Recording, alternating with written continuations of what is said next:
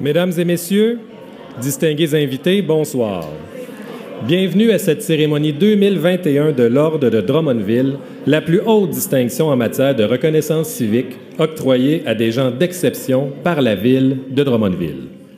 Créé en 2017 par le Conseil municipal, l'Ordre de Drummondville a été élaboré pour reconnaître des individus qui contribuent ou qui ont contribué sur divers plans, par leurs exploits, leurs initiatives ou encore par leur réalisation au dynamisme de la Ville de Drummondville. Un des objectifs de l'Ordre est de garder en mémoire les réalisations de citoyennes et de citoyens honorés, ainsi que le rapport exceptionnel à Drummondville. L'Ordre de Drummondville se décline en 2 niveaux de reconnaissance, soit membres ainsi que les officières et les officiers. Ces niveaux de reconnaissance sont qualifiés selon la nature des réalisations ainsi que leur durée dans le temps. Pour vous en dire plus sur toute l'importance qui est accordée à la reconnaissance civique à Drummondville, j'invite sans plus attendre la mairesse de la Ville de Drummondville, Mme Stéphanie Lacoste.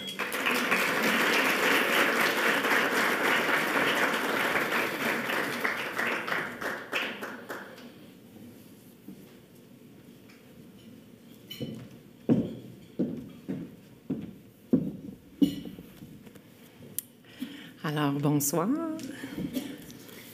Vous n'avez pas idée à quel point je suis heureuse d'être ici. Collègues du conseil municipal, officières et officiers, ainsi que les membres de l'Ordre de Drummondville, membres de la commission de toponymie et de reconnaissance civique, mesdames, messieurs, bonsoir. Ce soir, nous avons le bonheur de nous réunir pour célébrer l'implication exemplaire de citoyennes et de citoyens de notre communauté. Pendant ce gala, nous allons reconnaître celles et ceux qui, par leurs actions, leurs implications et leur dévouement, contribuent ou ont contribué à la richesse collective et au dynamisme de Drummondville. Je dois vous avouer d'entrée de jeu que je suis extrêmement heureuse d'être parmi vous à titre de mairesse. Ayant œuvré depuis les 6 dernières années à la commission en toponymie et de la reconnaissance civique comme conseillère municipale, je sais à quel point le travail effectué par ses membres est rigoureux. La sélection des lauréats n'est pas toujours aisée. Décortiquer l'ensemble de l'œuvre professionnelle d'une personne ou analyser l'implication d'une citoyenne ou d'un citoyen lors des 365 dernières journées requiert beaucoup de temps, de fortes analyses et de grandes réflexions. Je remercie donc chaleureusement le travail édifiant de chaque membre de cette commission et pour votre engagement envers l'Ordre de Drummondville. Je veux remercier Mme Suzette Joyal, Mme Geneviève Béliveau, Mme Louise Lemay, M. Michel Blanchette, M. Guillaume Desmarais, M. Étienne Marquis, M. Gabriel Parenteau, M. Sylvain Saint-Onge, ainsi que M. Dominique Martin. Je salue également la contribution fort importante des membres de notre équipe administrative sans qui l'organisation de la soirée de ce soir n'aurait pas été possible. Merci, M. Villeneuve, ainsi que toute votre équipe de communication, et merci, Mme Claude, du service des arts et de la culture. À vous tous, nouveaux membres de l'Ordre, ou officiers ou officières de l'Ordre, sachez que votre contribution à notre société est immense, elle n'a pas de prix. J'ai toujours eu beaucoup de respect pour celles et ceux qui s'impliquent ou qui travaillent dans l'intérêt du bien commun. Ce soir, vous recevez une mention pour votre apport personnel dans cette collectivité, mais c'est aussi votre impact global dans la communauté que nous célébrons. Vous êtes sincèrement des gens d'exception, des modèles inspirants pour tous les citoyennes et tous les citoyens drummondvillois. Par ailleurs, en cette année particulière en raison de la pandémie, les membres du conseil municipal désirent honorer le personnel du domaine de la santé et des services sociaux qui sont au front depuis les premiers jours pour lutter contre la COVID-19. Nous sommes tous reconnaissants pour votre dévouement, votre courage, votre empathie et votre force de résilience.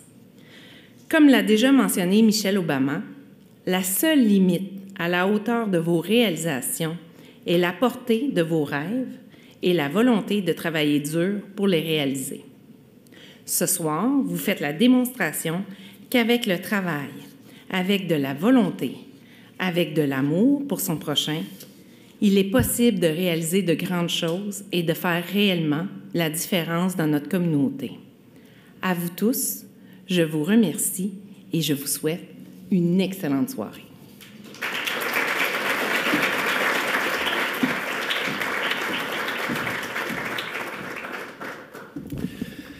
Merci beaucoup, Madame la mairesse. Donc, ce sont les membres du conseil municipal, oui, qui adoptent la liste des Drummondvilloises et des Drummondvillois honorés chaque année. Ils le font grâce aux recommandations formulées en ce sens, comme vous l'expliquait Madame la mairesse, par les membres de la Commission de la toponymie et de la reconnaissance civique. Avant de célébrer les nouvelles et les nouveaux récipiendaires, soulignons que la communauté de l'Ordre de Drummondville est en deuil. En effet, le 20 novembre dernier, la grande artiste peintre drummondvilloise Rita Letendre est décédée à l'âge de 93 ans. Pour lui rendre hommage, dis-je, j'invite sur la scène la présidente de la Commission de la toponymie et de la reconnaissance civique de la Ville de Drummondville, Mme Suzette Joyal.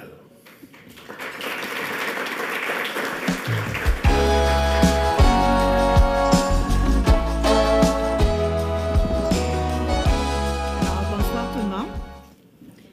D'origine abénaquise, Mme Rita Letendre avait été reconnue à titre d'officière de l'Ordre de Drummondville en 2017, soit dès l'instauration de ce programme de reconnaissance civique. Il s'agit du premier décès à survenir parmi ce groupe sélect de 19 hommes et femmes. Peintre de réputation internationale, le parcours de Rita Letendre a été atypique, précurseur et inspirant pour toute une génération de femmes du domaine des arts. Après avoir déménagé à Montréal et fait des études en art, son œuvre évolue au contact de différents mouvements artistiques, dont celui des automatismes de Paul-Émile Bordua. Au fil de sa carrière, elle a séjourné en France, en Italie, en Israël et aux États-Unis, à New York, puis à Los Angeles, pour enfin s'installer à Toronto en 1970. Entre 1965 et 1980, elle réalise plusieurs fresques murales extérieures au Canada et aux États-Unis qui lui valent une solide réputation. Madame Rita Letendre a été décorée de l'Ordre du Canada, de l'Ordre national du Québec et de l'Ordre de l'Ontario. Membre de l'Académie royale des arts du Canada et compagne du Conseil des arts et des lettres du Québec, elle a également reçu le prix du gouverneur général du Canada en arts visuels et en arts médiatiques, soit la plus haute distinction accordée aux artistes en arts visuels au pays, ainsi que le prix Paul-Émile Bordua. Les œuvres de Mme Rita Letendre sont acquises et commandées par les plus importantes collections privées et institutionnelles du monde. La Ville de Drummondville est d'ailleurs choyée de compter sur une de ses œuvres au sein de sa collection privée. On me dit que bien avant l'annonce de son décès, une exposition sur la carrière hors du commun de Mme Rita Letendre était en préparation par les équipes de la Ville, et ça en vue de l'année prochaine. Il s'agira certainement d'une belle occasion pour lui rendre un ultime hommage. Merci de votre attention.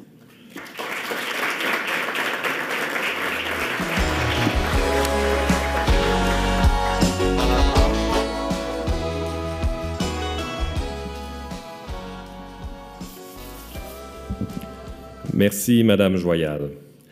J'en profite pour vous informer que la Ville de Drummondville entend également honorer la mémoire de Mme Rita Letendre. En ce sens, un mandat sera donné à la Commission de la toponymie et de la reconnaissance civique afin de formuler des recommandations en ce sens au Conseil municipal. Par ailleurs, un autre décès est survenu récemment, soit celui de Mme Lucielle Mathieu, qui était âgée de 64 ans. Mme Mathieu a été nommée membre de l'Ordre de Drummondville également en 2017 pour son engagement communautaire et son bénévolat, particulièrement dans le secteur de Saint-Nicéphore. La Ville de Drummondville en profite évidemment pour offrir ses plus sincères condoléances aux parents et aux amis de Mme Mathieu. Alors, j'inviterai pour l'instant Mme la mairesse à bien vouloir me rejoindre sur scène, s'il vous plaît. Alors, nous voici maintenant à l'étape des distinctions membres de l'Ordre de Drummondville. je vous rappelle que les personnes qui joignent les rangs de l'Ordre en qualité de membres sont des citoyennes et des citoyens dont l'engagement est exemplaire et les initiatives, actions, réalisations et réussites sont remarquables, dans ce cas-ci, pour la période de référence, l'année 2020. Pour ce segment de la cérémonie, je vous présenterai brièvement les récipiendaires, puis je les inviterai à monter sur scène rejoindre Madame la mairesse, qui leur remettra divers objets de reconnaissance. Les membres pourront ensuite regagner leur siège. Alors, sans plus attendre, Monsieur Mathieu Audet, catégorie sport et loisirs. Si Drummondville vibre pour le baseball depuis quelques années, c'est beaucoup grâce à l'implication de Mathieu Audet. Celui qui a commencé à frapper la balle dès l'âge de 5 ans avec les Ours de Saint-Charles et qui entraîne des équipes depuis qu'il a 15 ans, a pris le leadership au début des années 2010 pour relancer ce sport en voie de disparition à Drummondville. Les résultats des efforts de Mathieu Audet ne se sont pas fait attendre. Les inscriptions au baseball mineur ne cessent d'augmenter depuis quelques années, l'organisme Baseball Drummond regroupant maintenant près de 350 joueurs. Au collégial, quelques joueurs ont même intégré un programme de baseball de la NCAA aux États-Unis en 2020, une première dans l'histoire de Drummondville. Quant à l'équipe du Brock, elle a remporté 5 championnats de séries éliminatoires au cours des 8 dernières années, alors qu'aucune équipe senior drummondvilloise n'avait réussi à en remporter un seul depuis 30 ans. L'équipe attire maintenant jusqu'à 800 spectateurs par match au stade Jacques-des-Hôtels. En 2020, elle a de surcroît offert la première partie de baseball télévisée en 40 ans, réunissant 5000 téléspectateurs. Les performances de l'équipe de Mathieu Audet lui ont finalement permis, dis-je, d'accéder à la très sélecte Ligue de baseball senior élite du Québec, la meilleure ligue de baseball au Canada. Voilà ce qu'on appelle un coup de circuit. Mesdames et messieurs, je vous invite à accueillir M. Mathieu Audet.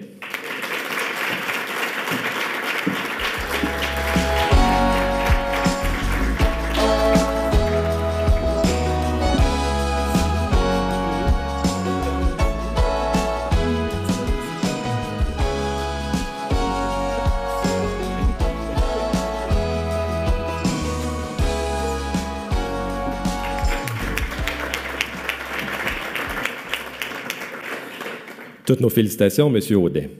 Maintenant, M. David Bélanger, catégorie communautaire. C'est par pur hasard que David Bélanger a atterri à la direction de l'Office d'habitation Drummond, l'OHD. Dynamique, engagé et rassembleur, David Bélanger a mené à bien le regroupement de près de 1000 logements pour ensuite s'investir dans divers projets afin de faciliter l'accès aux logements abordables à Drummondville. En 2020, son équipe et lui ont trouvé le financement nécessaire pour lancer le projet de construction au centre-ville d'un immeuble de 48 logements sociaux destinés aux personnes âgées à faible revenu. Puis, il a élaboré et a fait adopter par la Ville un ambitieux plan d'action visant la construction, l'acquisition et la rénovation de plus de 700 logements sociaux et abordables au cours des prochaines années. Bref, David Bélanger s'est plongé dans le dossier du logement social à Drummondville en dépassant la simple logique de gestion. Il est ainsi devenu un acteur majeur du développement social de la communauté et il continue de travailler une fin de semaine sur 2 comme ambulancier par-dessus le marché. Mesdames et messieurs, M. David Bélanger.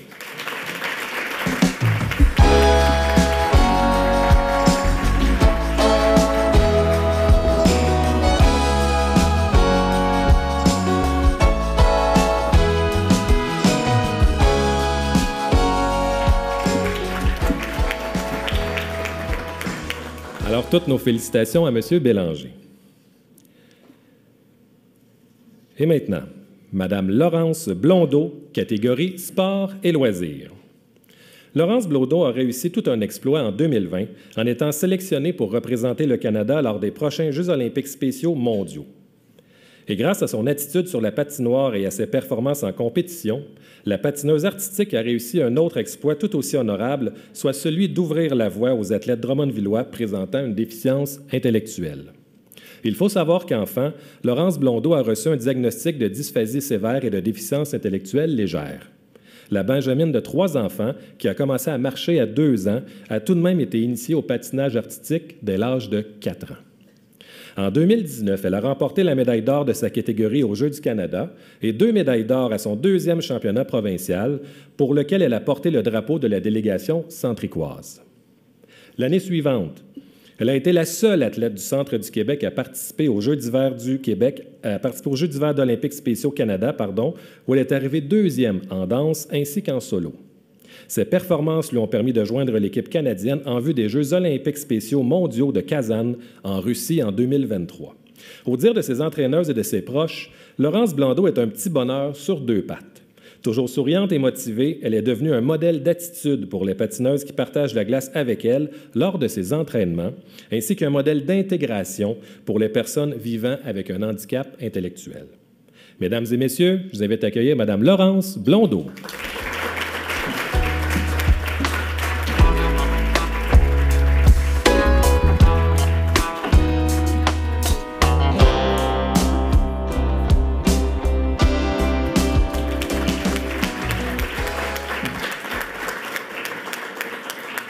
Alors, toutes nos félicitations à Mme Blondeau. Mme Isabelle Duprat, catégorie Art et Culture. Avec son art, la courte pointière Isabelle Duprat oscille entre tradition et modernité, perpétuant un savoir-faire ancestral tout en contribuant à l'actualiser. L'originalité de sa démarche artistique permet d'ailleurs à son travail de rayonner à travers le Québec et même à l'international.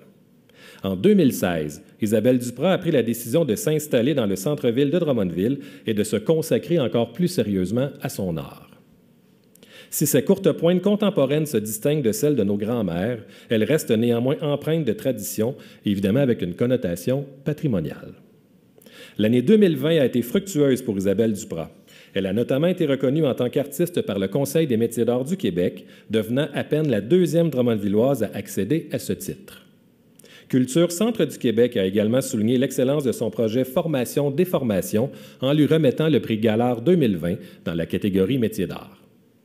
Parmi ses projets en cours, citons la réalisation d'une exposition dans un musée montréalais ainsi qu'une nouvelle exposition à la galerie Axar, ainsi que la collaboration à une exposition collective qui fera le tour du monde au cours des 4 prochaines années. Bref, comme elle le dit si bien, ce ne sont pas les projets qui manquent, c'est le temps. Mesdames et messieurs, Mme Isabelle Duprat.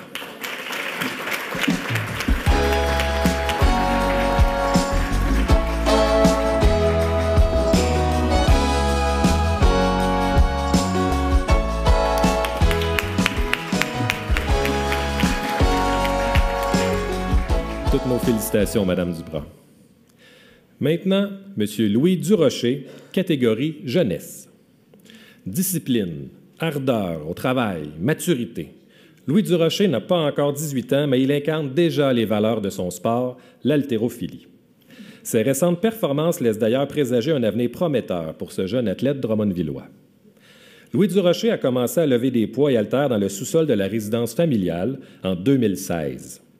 Le jeune de 13 ans, qui s'entraînait alors quelques fois par semaine en athlétisme, en plus de faire de la musculation pour le plaisir, a toujours aimé soulever des charges. Disons que la pomme n'est pas tombée très loin de l'arbre puisque son père et sa mère sont eux-mêmes d'anciens haltérophiles ayant compétitionné sur la scène internationale. Leur fils s'est donc distingué de sa première compétition provinciale en 2017 dans la catégorie des 56 kilos. Louis Durocher a ensuite continué de s'entraîner, assidûment pour gagner en force et en souplesse. En 2020, il a atteint la 2e place de sa catégorie au championnat junior canadien avec un total de 217 kilos levés. Âgé de 16 ans, il était alors l'un des plus jeunes athlètes de la compétition. Un mois plus tard, au championnat juvénile du Québec, il a décroché le titre de meilleur leveur, et ce, toutes catégories confondues. Louis Durocher fait maintenant partie de l'équipe de la relève du Québec, laquelle regroupe les 10 meilleurs haltérophiles juniors de la province. On peut ainsi dire qu'il tient son avenir sportif littéralement à bout de bras. Mesdames et messieurs, je vous invite à accueillir M. Louis Durocher.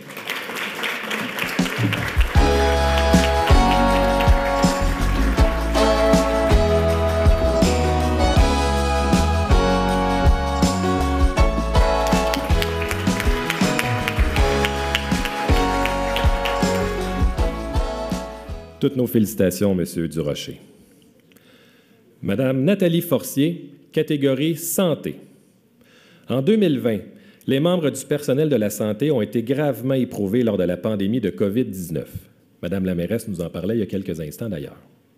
Beaucoup d'entre eux ont largement dépassé le cadre de leurs fonctions afin de prévenir la transmission de ce virus mortel et évidemment de le soigner. C'est le cas de Mme Nathalie Forcier, une infirmière, clinicienne, assistante du supérieur immédiat en santé publique au Centre intégré universitaire de santé et de services sociaux de la Mauricie et du Centre du Québec. La mise sur pied de la campagne de vaccination contre la COVID-19 à Drummondville a été l'un de ses principaux défis professionnels. Sa mission?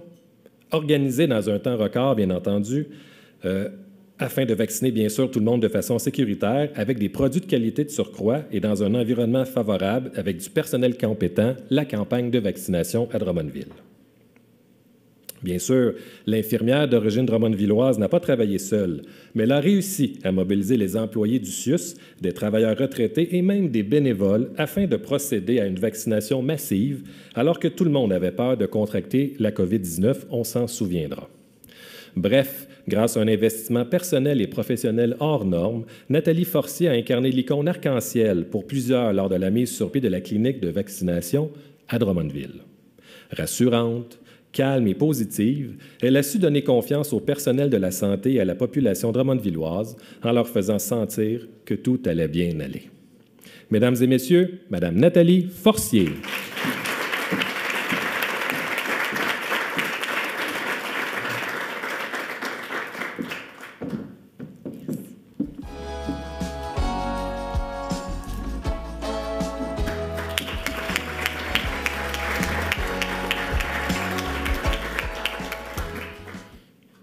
Toutes nos félicitations, Madame Forcier. Maintenant, Chon Hare, catégorie communautaire. S'est investi d'une mission bien spécifique que Chon Hare a fondé l'organisme sans but lucratif Pivot Chino-Québec, faire connaître la Chine à la population drummondvilloise afin de favoriser les échanges et les liens entre son pays d'origine et son pays d'accueil. Elle a quitté sa région natale du Xinjiang en Chine à l'âge de 18 ans pour aller étudier l'administration à Pékin. Après un passage en France, elle choisit le Canada comme pays d'adoption et c'est en 2012 que son mari et elle se sont installés à Drummondville. Constatant les besoins et les demandes des communautés chinoises et québécoises, elle a eu l'idée de mettre sur pied un organisme qui faciliterait, les liens et les échanges entre les deux cultures, tout en encourageant l'ouverture et l'acceptation des différences. C'est ainsi que Pivot Chino-Québec est fondé en 2018. 2 ans plus tard, donc en 2020, elle a officiellement lancé son organisme de même qu'un premier projet de médiation culturelle baptisé Tout inclus. Grâce à plus de 30 ateliers d'apprentissage artistique et culturel comme l'origami, la calligraphie chinoise et le langage de dessin, le projet rejoint pas moins de 375 personnes et ce, malgré la pandémie. Le moteur de toutes les actions de Chon Hare est de le vivre ensemble, soit la cohabitation pacifique et respectueuse des Drummondvilloises et des Drummondvillois, peu importe leur âge, leur sexe, leur origine ou encore leurs différences. Mesdames et messieurs, Madame Chon Hare.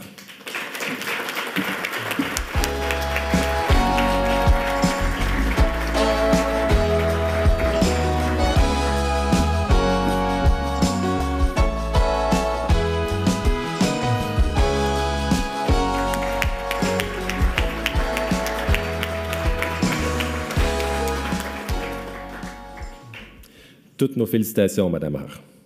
Maintenant, M. Pierre-Luc Lausière, catégorie sport et loisirs. Drummondville et le monde du soccer québécois avaient de quoi être fiers lorsque Pierre-Luc Lausière a vu son nom être ajouté à la prestigieuse liste des arbitres de la Fédération internationale de football association, la FIFA. Pour un arbitre de soccer, c'est le plus haut niveau et peu réussissent évidemment à y accéder. Pour le Drummondvillois d'origine, pouvoir arbitrer sur la scène internationale est le fruit de plusieurs années d'efforts, de concessions, d'entraînement, de formation, mais également de discipline et de persévérance. Pierre-Luc Lausière a été initié à l'arbitrage à l'âge de 13 ans. Celui qui jouait au soccer depuis l'âge de 4 ans dans le club de soccer des Dragons de Drummondville en a vite fait sa passion, délaissant définitivement, le maillot de joueur pour le sifflet au début de la vingtaine.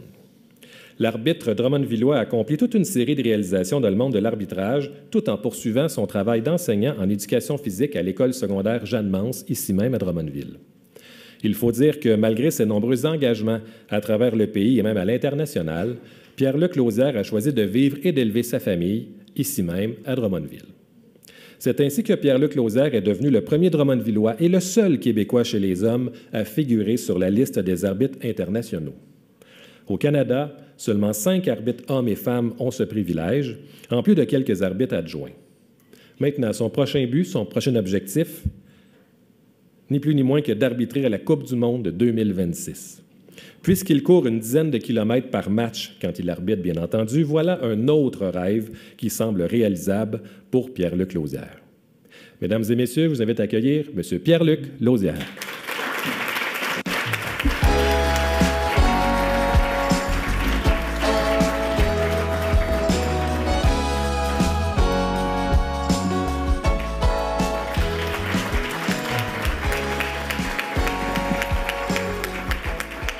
Alors, toutes nos félicitations, M. Lausière.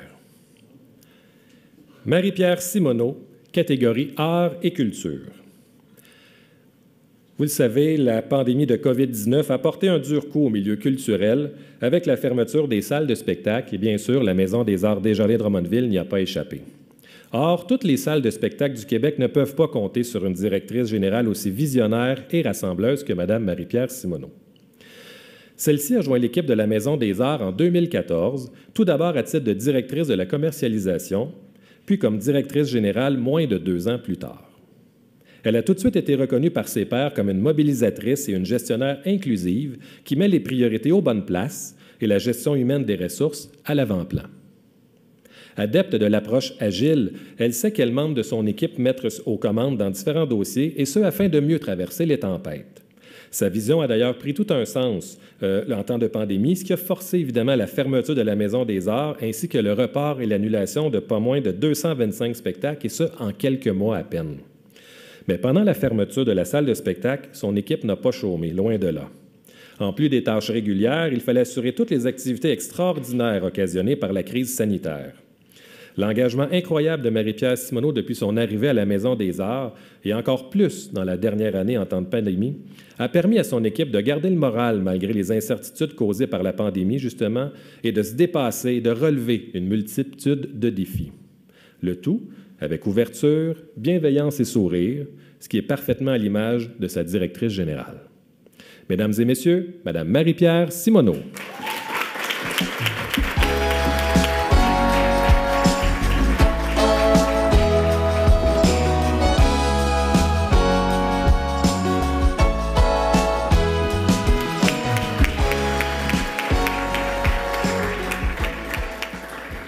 Alors, mesdames et messieurs, il s'agissait de la cuvée 2021 des membres de l'Ordre de Drummondville.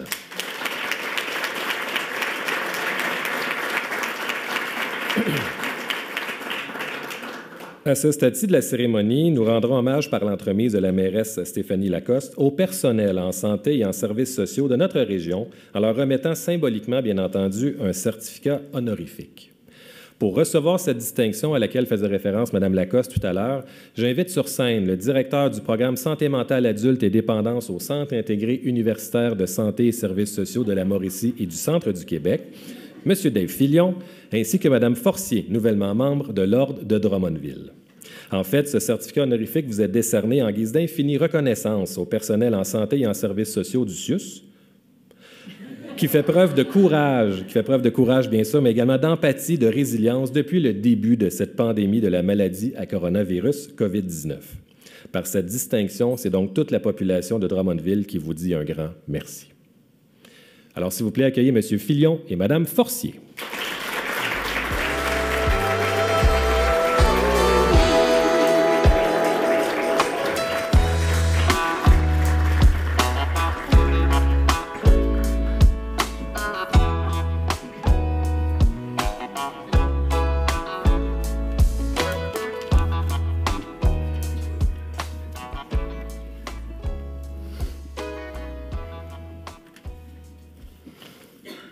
Madame Stéphanie Lacoste, mairesse de la ville de Drummondville, membre du conseil municipal.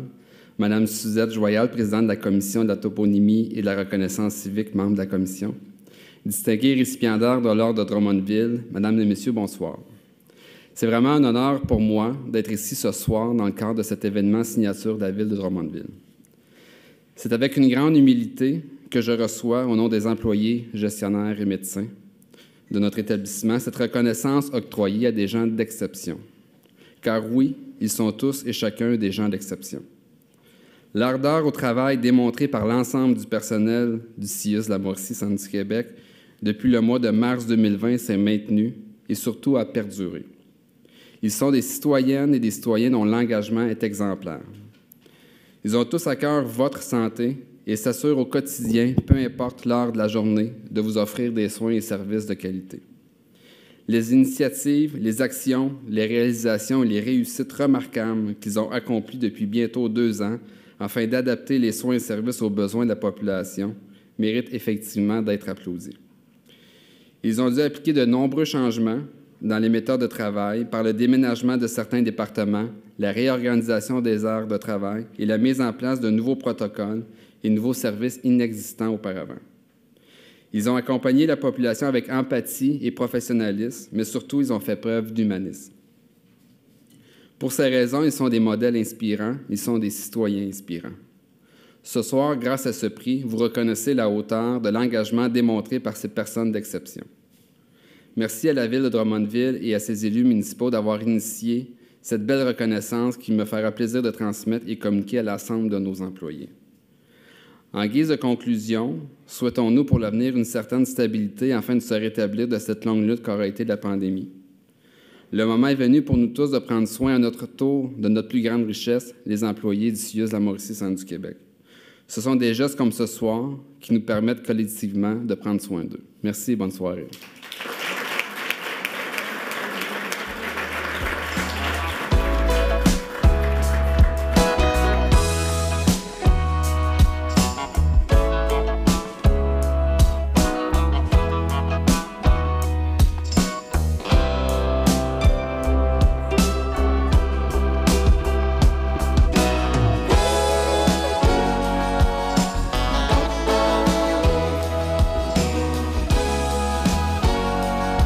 Alors, merci beaucoup, M. Filion. Merci beaucoup, Mme Forcier. Nous en sommes maintenant à l'étape des distinctions officières et officiers de l'Ordre de Drummondville.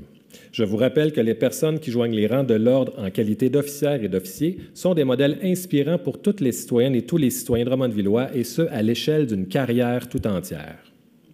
Pour ce segment de la cérémonie, je vous présenterai d'abord brièvement les récipiendaires. Une vidéo sur leur parcours sera ensuite projetée, puis je les inviterai à monter sur scène pour vous adresser quelques mots. Par la suite, la mairesse Stéphanie Lacoste leur remettra des objets de reconnaissance et les officières et les officiers pourront ensuite regagner leur siège. Alors, sans plus attendre, Madame Yolande Allard, Histoire et patrimoine. Pour perpétuer la mémoire d'une ville et de ses habitants, il faut des gens férus d'histoire qui prennent le temps de fouiller dans nos archives afin de la reconstituer et surtout de nous la raconter. C'est le précieux travail qu'a accompli l'historienne Yolande Allard pour Drummondville. De par son implication et ses œuvres, Yolande Allard a su transmettre aux gens de Drummondville une meilleure connaissance de leur histoire afin de développer chez eux un plus fort sentiment de fierté et d'appartenance à leur communauté. Voilà ce qu'on appelle un apport inestimable.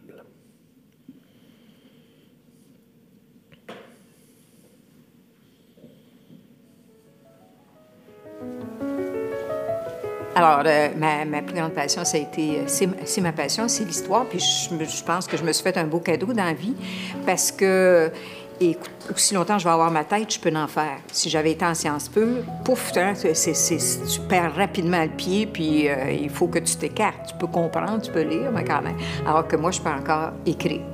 Même si ça prend plus de temps, je peux encore écrire, faire de la recherche. Et surtout, ce que je préfère, c'est de la recherche. Et l'histoire régionale. Ça, c'est clair et net. Mon nom est Yolande Allard, je suis native de Drummondville et depuis les 35 dernières années ont été consacrées à ma passion qui est l'histoire régionale et l'histoire de mes familles, Allard et Archambault. C'est que quand on est plus jeune, on n'a pas d'intérêt beaucoup pour connaître peut-être nos parents, nos grands-parents, etc. Donc, ça arrive un peu plus tard. Moi, en tout cas, je le vois même avec mes propres enfants, puis ils ont baigné là-dedans. Je le dis, là, je ne sais pas combien de fois par semaine, probablement. Dès que quelqu'un veut me raconter quelque chose, je dis, écris-le. Écris commençait juste 2 ou 3 phrases, vous comprenez? Puis je le faisais parce que mon père vivait presque voisin de chez moi, puis il est décédé à 98 ans, puis c'est vraiment de lui que j'ai pris le goût de l'histoire, je suis certaine. Et il venait manger chez moi, puis là, c'est vrai que moi, des fois, les gens m'avaient donné une photo ou m'avaient raconté de quoi. Puis là, le temps que je préparais le souper, là, il était assis là, puis je le questionnais. Bien, je prenais un bout de papier là, sur le comptoir, puis je mettais 2, 3 notes de ce qu'il m'avait dit, et puis je mettais la date. Puis ça, je mettais ça, j'avançais. Puis ça nous sert tellement après, parce que ça, c'est important de savoir quand est-ce qu'une personne t'a raconté de quoi. Oh, regarde, qu'est-ce qu'il y a dedans? Des médailles, Saint-Joseph, puis ça représente vraiment les trésors d'une famille, hein? Et vous allez être un jour bien content d'avoir tout ça dans une boîte, la cassette, les petits papiers à droite, à gauche, les petits témoignages des tantes, des oncles, pour faire peut-être quelque chose. Puis si c'est pas vous qui le faites, là, ça sera peut-être vos enfants qui vont le faire. Puis là, ben, tu sais, de temps en temps, là, je mettais des gens là-dessus, ils adorent ça. Fait que là, il écrivait, parce que je disais, à quelle année cette photo-là? Là, j'avais un monsieur qui connaissait les voitures anciennes, pas il collectionnait, mais il était bien connaissant. Fait que là, il disait, regarde, ça, c'est un Oldsmobile 1939. Ça, c'est une Ford 36. Bon, puis ça, c'était le dentiste d'Ansereau.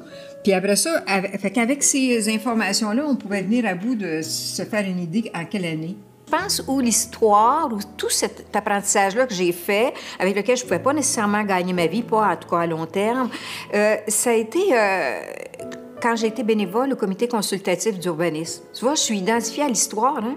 Mais là, je pense bien que j'ai pu être de bons conseils quand on avait des dossiers à caractère patrimonial. Mais en dehors de ça, moi aussi, j'ai appris. J'ai appris à connaître ma ville, puis à apprécier l'aménagement d'une ville intelligente, disons. C'est long, là, comme processus.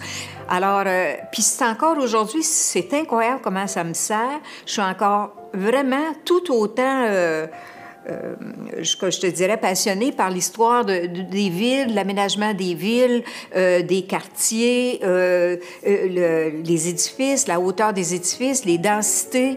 Ça vient tout de là. J'ai fait quand même un cours d'urbanisme 101 grâce à ces gens-là, qui étaient professionnels, structurés. Puis j'avais aussi l'enthousiasme qui allait avec ça.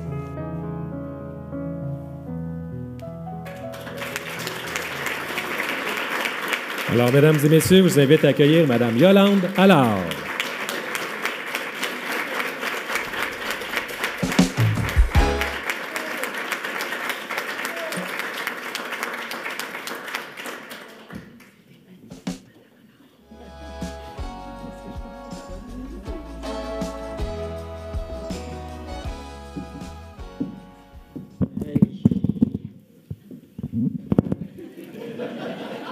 Deuxième étage, tout simplement. C'est trop fort pour moi, ça. Est-ce que c'est émouvant d'entendre autant de choses, autant d'éloges, autant de reflets, qu'on appelait ça, à petite école, là? J'en ai jusque-là, là. Alors qu'il n'y a pas une once d'abnégation dans tous les engagements dont on vous a parlé. Seulement la passion de découvrir l'histoire, comme on a dit, l'histoire de ma ville, l'histoire de la région, comme un détective qui cherche la vérité. Ce soir-là, l'occasion est inespérée, je la saisis. Permettez-moi de vous dévoiler l'origine historique de la fierté que j'éprouve d'être drummondvilloise. Brièvement, le premier boom économique de Drummondville a commencé en 1919. On peut dire 100 ans, hein? Il y a 100 ans. La population de Drummondville est passée de 4 500 habitants à 34 000 habitants. Oui, 4 500 à 34 000 habitants. Il devait y avoir en 30 ans. Le textile employait 90 % de la main-d'œuvre. Mais la valeur ajoutée qu'apportaient les ouvriers partait sous d'autres cieux. Les autres cieux, c'était l'Ontario, c'était les États-Unis, puis la Grande-Bretagne. Tout comme les gérants de ces entreprises-là, eux aussi partaient sous d'autres cieux aussitôt qu'il y en avait l'occasion. Mais depuis quelques décennies, le pouvoir économique est détenu par des hommes et des femmes attachés à jamais à Drummondville. Ils et elles ont investi du temps et de l'argent pour la santé, pour l'éducation, pour les sports, pour les arts, pour la restauration de certaines de nos églises. Vous les reconnaissez. Je ne vous les nommerai pas de crainte d'en oublier quelques-uns. Drummondville s'est embelli. Le niveau de vie s'est considérablement élevé. Plus jamais de Drummondville ne sera ridiculisée comme elle le fut jadis par le magazine Crow. Dans les années 80. Il y en a plusieurs qui ne connaissent pas, là, ce bout-là, puis c'est pas grave, là, on ne lèvera pas ça. Mais c'était pas drôle, là, hein, vraiment. On est alignés aux filles du Québec, là. Donc ça n'arrivera plus jamais parce que notre niveau de vie, notre ville s'est embellie, on est dépassé ce stage-là.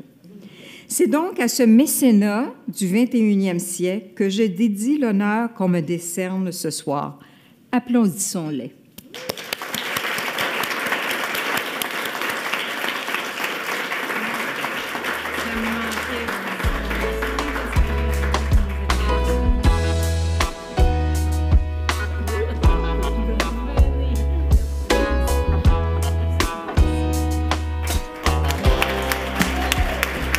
Mesdames et messieurs, Madame Yolande Allard.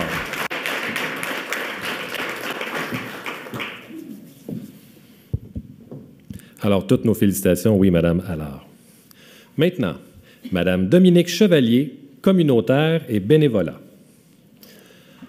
Œuvrant dans le milieu communautaire durant plus de 40 ans, Dominique Chevalier a été l'initiatrice de nombreux projets d'envergure dans la région, visant toujours l'amélioration des conditions de vie des personnes les plus vulnérables, et en particulier les femmes.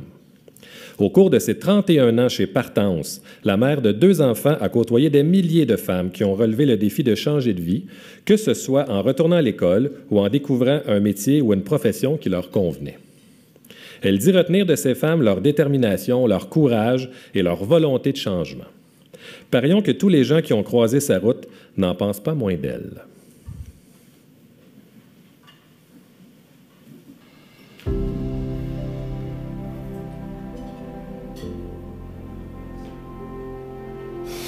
Ce que je retiens de mon parcours, c'est que j'ai toujours fait pour améliorer la situation des humains. J'ai travaillé dans le logement communautaire avec un groupe qu'on avait créé ici à Drummondville. On a fait quand même plusieurs coopératives d'habitation. On a fait les premières habitations avec des personnes âgées, où il y avait des services. C'était le début. Je retiens que quand on écoute les gens, les personnes sont capables de beaucoup pour se développer, pour atteindre leur plein potentiel, disons. Ça a été beaucoup à Partance, parce que j'ai découvert comment les femmes avaient des talents, mais qu'il fallait peut-être, à un moment donné, faire une petite poussée pour que cette personne-là puisse accepter, dans le fond, de mettre ses talents au profit de la société. Alors, je suis Dominique Chevalier. Je suis née à Montréal, puis j'ai obtenu un bac en histoire en 1975. Mon premier emploi, ça a été comme organisatrice communautaire au CLSC de Sainte-Thérèse. Et par la suite, en 1978, je suis arrivée à Drummondville avec mon conjoint de l'époque. J'ai créé les ateliers du logement communautaire. On a fait plusieurs projets de coopératives d'habitation. En 1986, j'ai obtenu le poste de directrice de Partance que j'ai occupé jusqu'en 2017. Ben moi, je pense que je suis tombée dans le féminisme petite, là, parce que, tu sais, je trouvais ça très injuste. Ben, les portes, oui, les portes s'ouvrent, puis il faut pas les laisser se fermer, puis fais qu'est-ce que t'aimes, découvre ce que t'aimes pour commencer, parce que des fois, c'est ça un peu l'enjeu, là, puis fais ce que t'aimes. Mais souvent, c'est difficile de découvrir ce qu'on aime, tu sais. Nous autres, on faisait beaucoup d'activités comme ça, tu sais, comme à Paul Rousseau, on amenait les filles, puis on leur faisait découvrir c'était quoi l'électricité, la tôlerie. Tu peux pas choisir ce que tu connais pas, donc essaye de connaître le plus de choses possible. C'est ça. Pour voir si toi, où est-ce que tu pourrais avoir de l'intérêt, puis pas juste, tu sais, c'est dans des choses qui sont connues, mais ouvre à d'autres choses. Parle à du monde, rencontre du monde. Quand je vois, là, tu sais, MeToo, là, puis toutes les dénonciations, puis, tu sais, les féminicides, puis, tu sais, je me dis, je leur dirais aux jeunes filles de faire attention à l'amour, qui peut être un piège. Il faut que tu restes autonome, que tu continues à savoir c'est quoi que tu veux toi, tu sais. Et de faire... Je trouve que c'est là qu'il y a un gros enjeu pour les jeunes filles, disons. Puis de continuer à se découvrir, de croire en elles, de faire des choses qui leur donnent confiance, d'arriver à trouver leur passion, puis d'y aller, tu sais, puis de se réaliser là-dedans.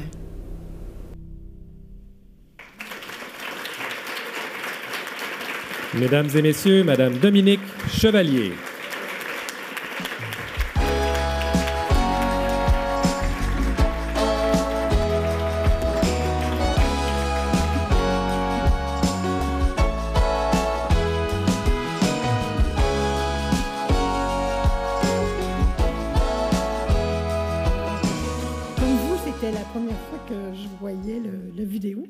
Je suis émue. Puis, Madame la mairesse, chers invités, je reçois cet honneur avec fierté et humilité. J'ai pu revisiter mes accomplissements et repenser à toutes les personnes qui, durant mon aventure professionnelle, ont été à mes côtés, soit pour m'accompagner, me supporter et m'aimer. J'aimerais aujourd'hui leur dire merci et leur remettre une partie de cet hommage. Ce dont je suis certaine, c'est que de s'impliquer socialement donne du sens à notre vie. Trouver des solutions, les mettre en application, une grande source de bonheur. Presque quotidiennement, je me réjouis de constater que la cause des femmes est toujours d'actualité.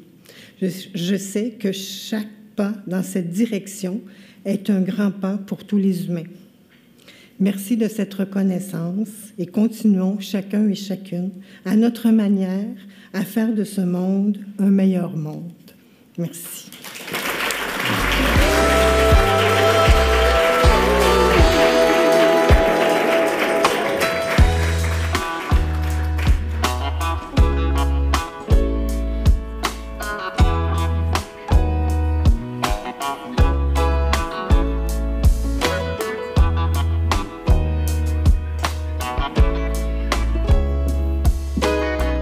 Alors, bien entendu, toutes nos félicitations à Madame Chevalier. Vous avez vu, j'ai failli me faire prendre. Maintenant, Madame Nancy Drolet, sport et loisirs. Eh bien, si Drummondville a fait parler d'elle aussi souvent dans le monde du sport, sur la scène internationale du moins, c'est notamment grâce à la médaillée olympique Nancy Drolet. Cette pionnière et grande hockeyeuse est 6 fois, je répète, 6 fois championne du monde en hockey féminin. Elle a de plus aidé le Canada à remporter une médaille d'argent historique, plusieurs s'en rappellent, aux Jeux olympiques de Nagano en 1998, l'année où le hockey féminin y a fait son entrée officielle comme discipline. Si Nancy Drolet a souvent été qualifiée d'excellente ambassadrice pour le hockey féminin, pour le Québec et pour le Canada, eh bien Drummondville ne peut s'empêcher d'ajouter qu'elle incarne l'une de ses meilleures ambassadrices. Symbole de détermination, d'ardeur, au travail, de passion et de quête de l'excellence, Nancy Drolet est un véritable modèle à suivre pour toutes les Drummondvilloises et pour tous les Drummondvillois. Pour moi, le sport, c'est une école de vie, en fait. À chaque fois, en fait, que j'ai eu un petit échec ou une petite déception, bien, je suis revenue vraiment beaucoup plus forte après. Et c'est ce qu'il faut croire à l'intérieur de nous, d'avoir une attitude de résilience et de s'assurer, tu sais, dans le fond, de toujours écouter sa petite voix, parce que quand ça nous arrive sur le coup, on pense que ça va être permanent et ça va être à tout jamais. Bien, plus tard dans la vie, ça nous sert. Tu sais. Donc, quand je disais que le sport, c'est une école de vie, oui, c'est normal d'avoir des déceptions, mais il y a souvent aussi des grandes récompenses qui viennent et des grands moments de joie. Et c'est ce que je remarque de ma carrière. Tu sais, peu importe ce que j'ai vécu. Je suis Nancy Drolet, médaillée olympique 6 fois championne du monde de hockey féminin. J'ai eu la chance de 5 à 14 ans d'avoir un merveilleux parcours dans le hockey mineur à Drummondville. Et à 14 ans, j'ai débuté ma carrière dans le hockey féminin. Donc, de 14 à 30 ans, j'ai eu la chance de faire partie de l'équipe nationale de hockey féminin. De 30 à 48, j'ai eu aussi la chance d'être maman, de réaliser cet autre rêve et d'être conférencière pour redonner à la collectivité. La première fois que j'ai mis mon patin sur la glace olympique pour la première partie, j'ai pensé à plein de gens. En premier lieu, mes parents, parce qu'évidemment, ils font énormément de sacrifices, mais certainement aux journalistes qui m'avaient demandé à 9 ans c'était quoi mon plus grand rêve. Même, je le dis aux jeunes dans les écoles, c'est important de planter cette petite graine-là dans notre cerveau. Et il y a beaucoup de gens alentour de toi qui mettent de l'engrais, que j'appelle, ou un petit peu de pluie, ou un petit peu de soleil, qui font grandir ces rêves-là. En même temps, de mettre des fois des petites clôtures, hein, parce qu'il va y avoir aussi, malheureusement, pour toutes sortes de raisons, des gens qui vont te dire souvent, les filles, ça joue pas au hockey, ou t'es sûr que tu vas être capable, ou des petites phrases comme ça. Fait que moi, j'appelle ça mes corbeaux, un peu voleurs de rêves qui se promènent. Pas que c'est des méchantes personnes, mais pour toutes sortes de raisons. Ils sont plus là pour instaurer des limites aux rêves. Mais il y a aussi des jardiniers de rêves qui sont là pour, eux, les nourrir. Donc, peu importe les rêves de chaque personne, les objectifs, les passions, ces deux réalités-là existent. Et c'est juste important de peut-être de vous entourer de plus de jardiniers de rêves et d'éloigner un petit peu les corbeaux. Donc, pour moi, le sport ou les Jeux olympiques aussi, c'est un reflet de notre société. Tu sais, quand je me souviens, j'étais aux cérémonies d'ouverture et tu rentres dans le stade et tu réalises vraiment à ce moment-là que tu réalises un rêve d'enfance. Mais tu regardes chaque côté de toi puis tu vois des êtres humains de partout sur la planète qui réalisent aussi leurs rêves et que tu sais que dans les 2 prochaines semaines, il va y avoir des victoires, il va y avoir des déceptions. Et quand tu reviens, tu vois que dans la société aussi, il y a la même chose. Il y a des gens... Donc, je dis toujours aux gens, vous avez tous un petit athlète olympique en vous, tu sais. Vous avez le goût de réaliser des rêves. Puis j'ai rencontré à travers ma carrière des gens exceptionnels dans différents domaines où ce qu'on a pu échanger à ce niveau-là. Mais c'est pour ça que pour moi, ma carrière en dehors de la glace est aussi importante que celle sur la glace, finalement.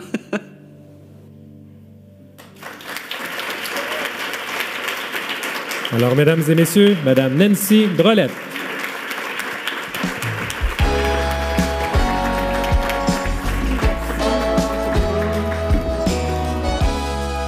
En effet, quand c'est la première fois qu'on voit la vidéo, ça en a de la jasette, elle, hein?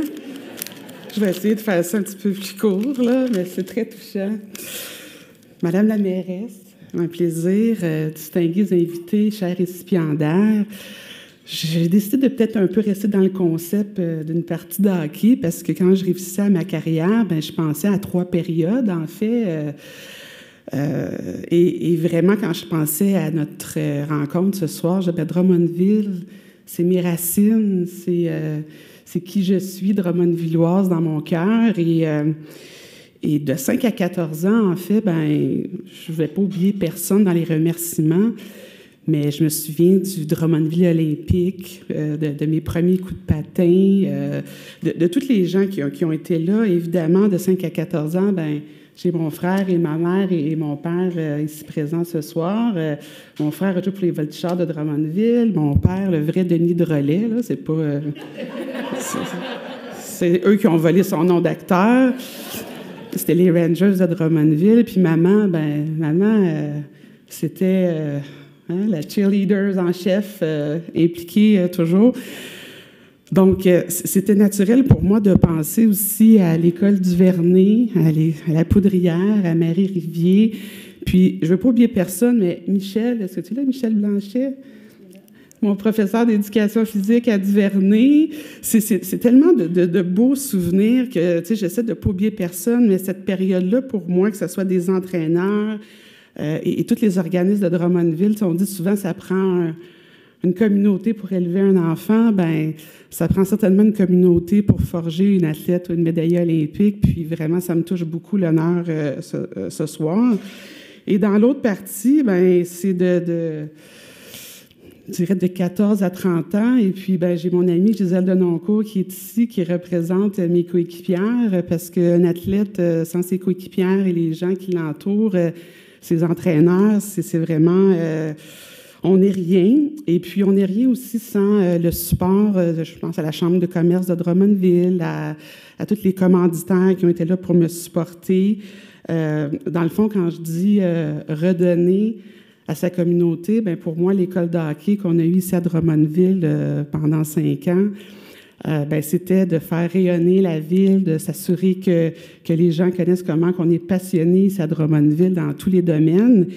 Et aussi, en fait, de redonner les fruits de son arbre qu'on reçoit. Parce que si Drummondville et tout ce que ça m'a apporté, c'est mes racines qui font qui je suis, bien, au bout du compte, quand on continue dans la vie, bien, c'est de continuer à réaliser ses rêves, comme on disait. Et évidemment, de 30 à 48 ans aujourd'hui, bien, j'ai eu la chance d'avoir une conjointe exceptionnelle et un fils que je salue parce qu'eux aussi continuent de m'apprendre. Et où ce que je suis rendue aujourd'hui avec cet honneur, bien, Madame la mairesse, je vous annonce que je suis à votre entière disposition pour toutes sortes de projets parce que là, je rentre dans ma période de prolongation. Les États-Unis, même pas beaucoup en période de prolongation. Il paraît que je compte pas mal de buts, mais je voulais vraiment vous dire comment ça me touche de voir les jeunes haltérophiles, les jeunes passionnés de Drummondville. En fait, merci à vous et c'est un grand honneur que je prends avec beaucoup d'humilité. Merci.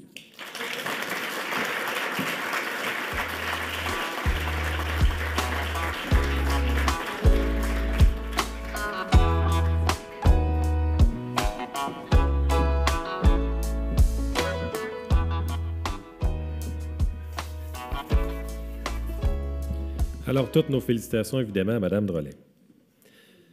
Maintenant, M. Nagui Abachi, communautaire et bénévolat. C'est avec détermination et passion que Nagui Abachi a contribué pendant une trentaine d'années à l'enrichissement de la gamme de soins de santé et de services sociaux offerts à la population drummondvilloise. L'importance de son implication n'a en fait d'égal que la qualité de ses réalisations. Ses actions, innovations et accomplissements ont été reconnus à de multiples reprises au cours de sa carrière. L'apport exemplaire de Nagui Abachi dans l'amélioration des soins de santé et des services sociaux à Drummondville est le résultat d'un style de gestion ouvert et humain, ainsi que d'un leadership mobilisateur, mais aussi et surtout d'un engagement sincère ainsi que d'un profond respect à l'égard de ses concitoyens. Quitter son pays natal pour aller à l'inconnu, quitter l'Égypte pour venir au Canada, c'est pas une décision facile. Et dans ce défi-là, j'avais un autre défi aussi, c'est quand je suis arrivé ici au Québec, c'était de m'intégrer. Et comment faire pour m'intégrer? Alors, j'ai vécu 9 ans à Montréal et j'ai décidé de faire une deuxième immigration. Quitter Montréal pour aller vivre dans le vrai Québec que j'appelle.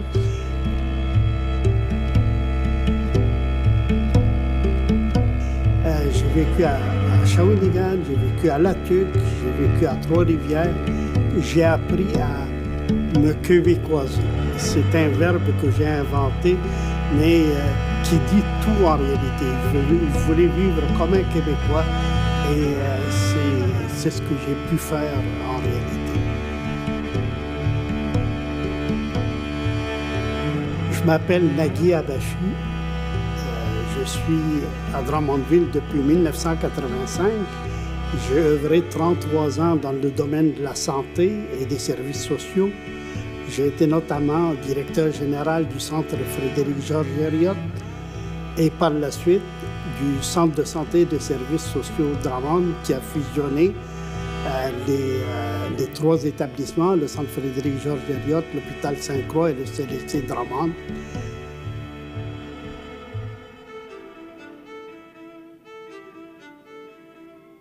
Ma plus grande fierté, c'est plutôt sur le plan personnel. Je suis très fier de mes enfants et de mes petits-enfants. J'ai élevé mes enfants ici à Drummondville et ayant grandi ici, ce que je suis le plus fier en réalité, c'est de leur droiture et de leur esprit de famille. Ma deuxième fierté, bien sûr, est au niveau professionnel. C'est une fierté d'avoir fait cette fusion. Les trois établissements de santé qui sont à Drummondville, le Centre Frédéric-Georges Herriot, l'hôpital Sainte-Croix et le CLSC Drummond, pour devenir le Centre de santé et des services sociaux Drummond. Parce que ça donnait un guichet unique aux gens de Drummondville, où ils pouvaient s'adresser pour toute question sur la santé ou les services sociaux.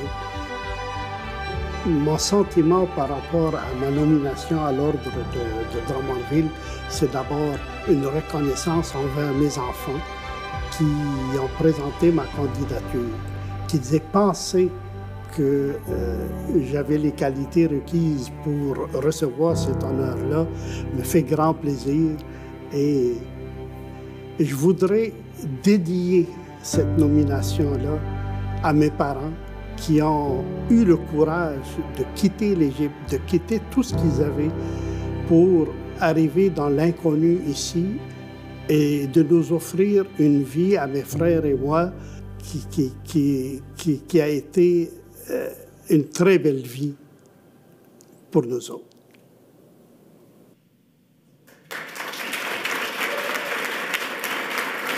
Mesdames et messieurs, M. Nagui Abachi.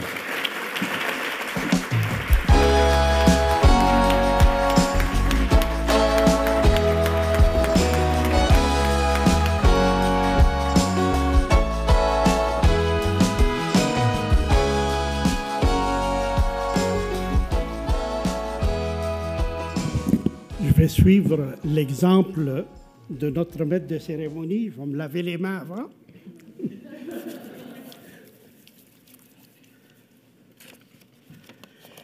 Madame Stéphanie Lacoste, mairesse de notre belle ville Drummondville.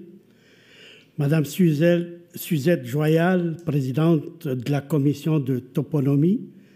Mesdames et messieurs du conseil municipal, lauréats de l'ordre de Drummondville, mesdames et messieurs, je veux tout d'abord remercier la ville de Drummondville de souligner de cette manière la contribution de ses citoyens et féliciter tous les récipiendaires de l'ordre pour 2021.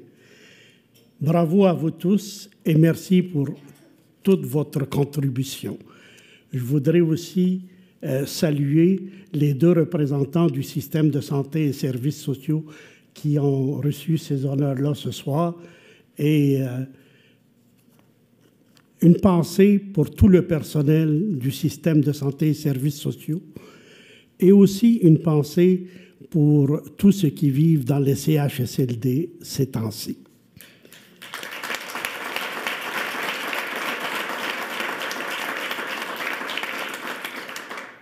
Mes premiers remerciements vont à mes enfants, Jonathan et Amira, qui m'accompagnent ce soir et qui ont présenté ma candidature. Merci d'avoir pensé que je mérite cet honneur. Je suis tellement fier de vous et je vous aime de tout mon cœur.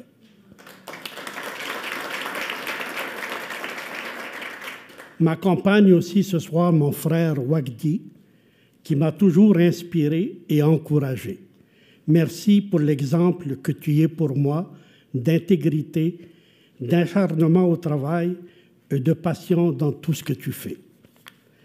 Je ne peux pas oublier de remercier mes parents, Georges et Iris, aujourd'hui décédés, pour le grand sacrifice qu'ils ont fait en laissant tout derrière eux en Égypte pour nous permettre, mes frères et moi, de vivre dans ce merveilleux Québec, pays de liberté. Et pour terminer, je veux remercier mon frère Michel, décédé le 9 décembre dernier. Cela fait exactement 1 an aujourd'hui. Il était le seul à avoir trouvé du travail à notre arrivée au Québec. Il nous a aidés, mon frère Wagdi et moi, à compléter nos études universitaires. Je lui dédie l'honneur que je reçois aujourd'hui. Sans mes parents et mes frères, je ne serais pas l'homme que je suis aujourd'hui et je ne recevrai pas l'honneur que je reçois ce soir. Merci à vous tous et bonne fin de soirée.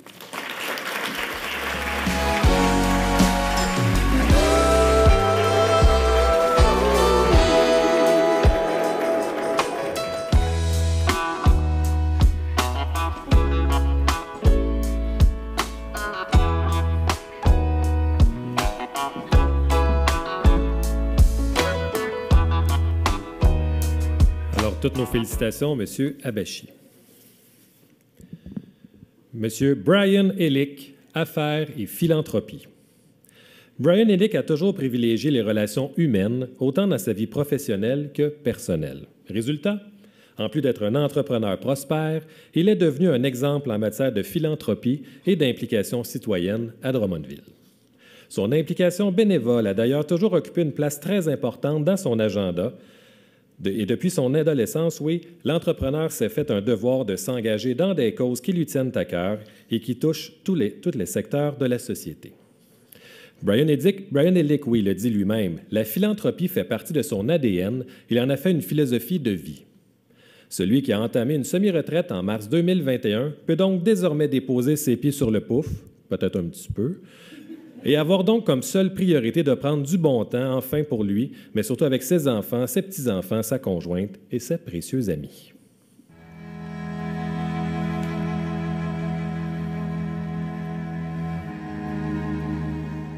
Partir un vignoble, c'est un peu comme un rêve pour bien des gens. Hein? Ça relève beaucoup de la passion.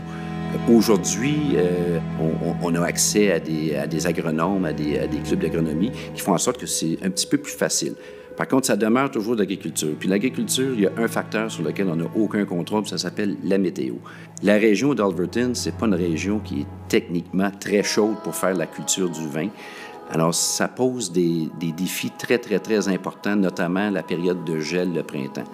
Alors, ça devient tout un défi de pouvoir faire du vin.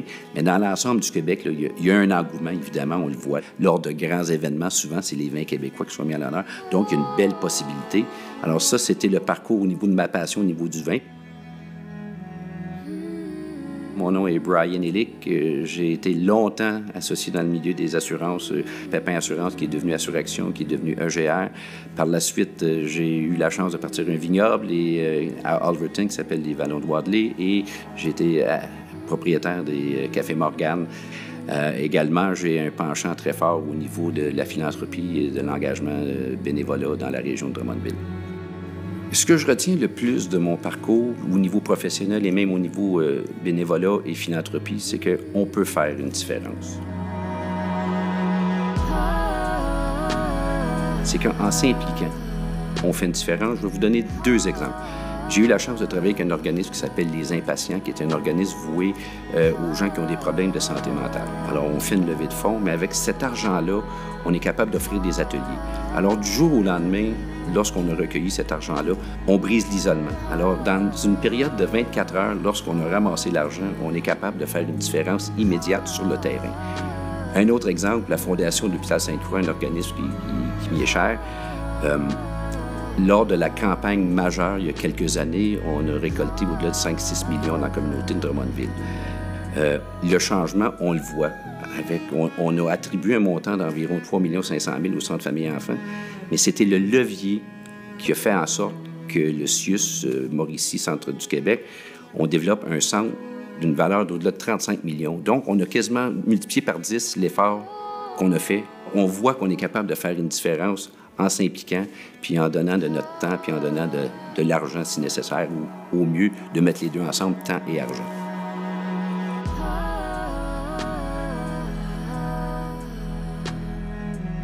Si j'avais un conseil à donner, c'est un petit peu dans ce que je viens de dire, c'est dans le sens de s'impliquer. S'impliquer, s'impliquer, s'impliquer, et s'impliquer pas seulement pour des causes caritatives ou des causes de bénévolat, mais de s'impliquer dans sa vie personnelle. Parce que quand on est bien, on rayonne. Et quand on rayonne, on fait du bien. On a la chance d'être qui on est sur la planète. On est comme un arbre. Un arbre, ça fait partie d'une forêt. Alors, les jeunes, aujourd'hui, qui veulent faire quelque chose de leur vie, je suis convaincu que d'être un bel arbre dans une belle forêt, ça a d'innombrables valeurs au niveau de la société. Et quand on se valorise personnellement, mais c'est beaucoup plus facile d'aider nos proches. Et quand on aide nos proches, mais la collectivité là, se sent davantage là, bien servie.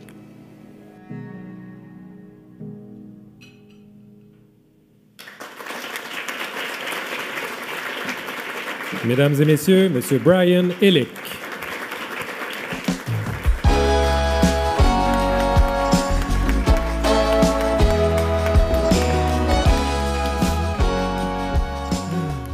Alors, c'est la première fois qu'on voit le vidéo. Quand même pas si pire, hein? Pas le mien, le vôtre, là. Là, vous êtes pris avec moi. Là, je tiens à vous dire que je me regarde les oreilles décollées, mais je vous jure qu'avant la pandémie, il n'était pas décollé. C'est le masque qui a fait ça là, depuis 1 an et demi. Puis ça a l'air que je vais être votre dessert. Alors, félicitations. Tout d'abord, Madame la mairesse, bonsoir. Mesdames, Messieurs, conseillers, conseillères et chers membres de l'Ordre de Drummondville, présents ici ce soir, officiers, officières. Je suis très, très, très honoré de l'hommage que vous m'avez fait. Je suis très reconnaissant. Je vais mettre mes lunettes parce que je ne vois pas rien. Dans mon cas, reconnaître mon cheminement professionnel et philanthropique, ça me motive davantage à continuer mes implications et de faire avancer notre belle société drummondvilloise. Je tiens à remercier le comité de sélection, comme j'ai mentionné tout à l'heure, ma conjointe, ma blonde, ma meilleure amie, Sharon, mes enfants. Là, à soir, on est 2 à table, mais on ne savait pas qui exclure parce qu'on est une belle gang, fait qu'on s'est dit on a fait un petit souper d'amoureux ce soir. Alors, c'est pas parce qu'on n'avait pas d'amis, c'est parce que la table t'a passé grande. Vous gérez bien nos taxes en passant, c'est bien, c'est parfait, ça. Alors, je veux m'attarder un petit peu plus sur le côté philanthropique parce que mon côté professionnel, c'est pas ce qui me passionne à l'heure actuelle, c'est surtout au niveau philanthropique. Alors, comme j'ai mentionné tout à l'heure, depuis mon jeune âge, moi, ça a toujours été l'implication. Ma mère, tu t'en vas à l'école, mais là, tu ne vas pas étudier, là, c'est pas ça, il faut que tu t'embarques dans telle affaire, puis elle m'a donné le goût de m'investir. Puis aujourd'hui, mais je suis un peu l'arbre, le vieil arbre qui est à la veille de tomber, là. Mais il y a des belles racines, puis ces belles racines-là, mais c'est vraiment ma chère maman là, qui me l'a accordé, qui me l'a montré. Vous savez que quand on s'implique dans les causes sociales ou les causes communautaires au niveau de la santé, éducation, soit sportive ou économique, je l'ai mentionné tout à l'heure, c'est que les changements, on les voit quasi instantanément. Je vais donner quelques exemples à nouveau, là. J'ai été longtemps impliqué avec le Club Kiwanis, puis l'œuvre des clubs Kiwanis. Les gens qui sont en affaires ici, vous avez tous acheté des boîtes de pommes. Là, on a vendu pendant 40 ans des boîtes de pommes. On vendait ça 25 $ une boîte de pommes. Les gens disaient, un sac de pommes, je vais avoir ça pour 5 $. Non, mais on essaye de vendre la cause. Puis avec cet argent-là, la semaine d'après, on habillait les jeunes, période d'hiver, les jeunes qui avaient des difficultés au niveau financier, les parents qui n'arrivaient pas. Fait que c'était notre œuvre pendant les 30 ou les 40 années que j'ai participé au Club Kiwanis. Donc, c'est un changement instantané. On l'a mentionné tout à l'heure, le centre famille-enfant, l'argent qui a été ramassé dans la campagne majeure. Regardez, on a un des plus beaux centres famille-enfant dans le centre du Québec, à la grandeur de la province. On a un centre d'oncologie, on est vraiment chanceux à Drummondville, mais c'est de l'argent qui a été ramassé ici, puis on a vu le changement d'une façon instantanée. Quand on organise, à un moment donné, on avait besoin d'une école anglophone à Drummondville, puis c'était pas une levée de fonds, là, on avait besoin d'appui du milieu. Alors, on s'est investi, on a demandé aux entreprises de nous faire des lettres d'appui, la municipalité, les paliers de gouvernement. On a tout mis ça ensemble avec les entreprises locales. On a fait un beau gros cahier. Aujourd'hui, on va avoir une nouvelle école anglophone ici à Drummondville. Alors, bravo. Les voltigeurs, en 1990, quand j'avais pris la présidence des voltigeurs, écoute, ça allait vraiment mal. Personne ne voulait s'occuper de ça. Puis ceux qui connaissent le hockey savent que M. Roger Dubois est intimement lié avec les voltigeurs. Roger a dit, donne un coup de main. Alors oui, on s'est investi pendant 1 an. On a sorti les voltigeurs là, de la problématique qu'ils vivaient à ce moment-là. Puis on regarde ça aujourd'hui, c'est notre fierté. Là, tout le monde aime les voltigeurs. C'est notre belle carte postale à la grandeur de la province. Alors, quand on dit qu'on s'investit localement, on s'investit, on voit le changement immédiat. Je vais vous faire un petit côté de la morale. On a l'obligation, mesdames, messieurs, de s'investir. On a le choix de donner de notre temps et on a le choix de donner de notre argent. Mais si nous, on ne le fait pas, les gens de Drummondville, qu'on est chanceux d'avoir le setup qu'on a, on a l'obligation morale de s'investir soit en temps, en argent, ou tant mieux si on peut faire les deux. La misère, sous toutes ses formes, c'est malheureux, ça existe, mais je peux vous dire que c'est la graine qui sème le désespoir. Alors, quand on regarde tout ce qui se passe autour de nous, on peut regarder au niveau mondial la Palestine, l'Afghanistan, les réfugiés par milliers, puis plus proche de nous, on regarde ce qui se passe à Montréal ou dans les grands centres, les gangs de rue, les féminicides, les sans-abri. Personne ne peut prédire la misère. Puis la misère, je l'ai mentionné, ça sème le désespoir. Alors, mon engagement, et ça devrait être votre engagement, c'est que si on réduit, on élimine la misère, il est certain qu'on va faire disparaître le désespoir. Moi, je suis à l'aube de ma retraite. Mes activités professionnelles ont grandement réduit, mais mon engagement pour le futur est encore très, très, très présent et c'est ce qui m'anime. Alors, sur ce, bonsoir, merci, je vous aime, joyeuses fêtes.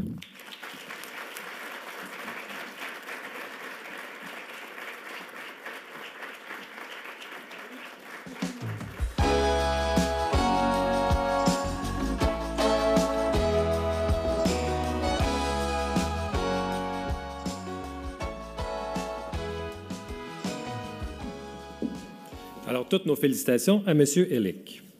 Alors, mesdames et messieurs, vous l'aurez compris, il s'agissait donc de la cuvée 2021 des officières et des officiers de l'Ordre de Drummondville.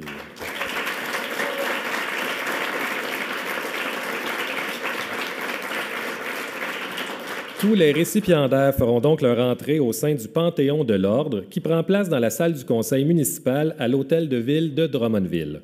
Cet aménagement, oui, au sein de la Maison du citoyen, était une nouveauté de l'an dernier.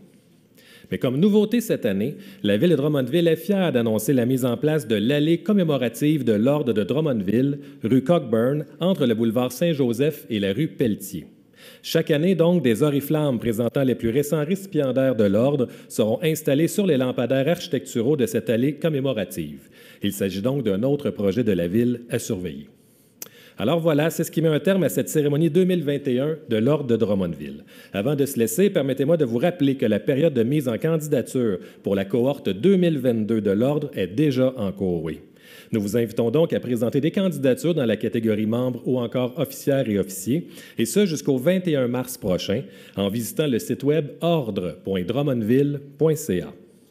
En terminant, nous adressons des remerciements bien sentis, oui, à l'équipe du service des arts, de la culture et de la bibliothèque pour cette soirée, en particulier Mme Audrey-Anne Claude.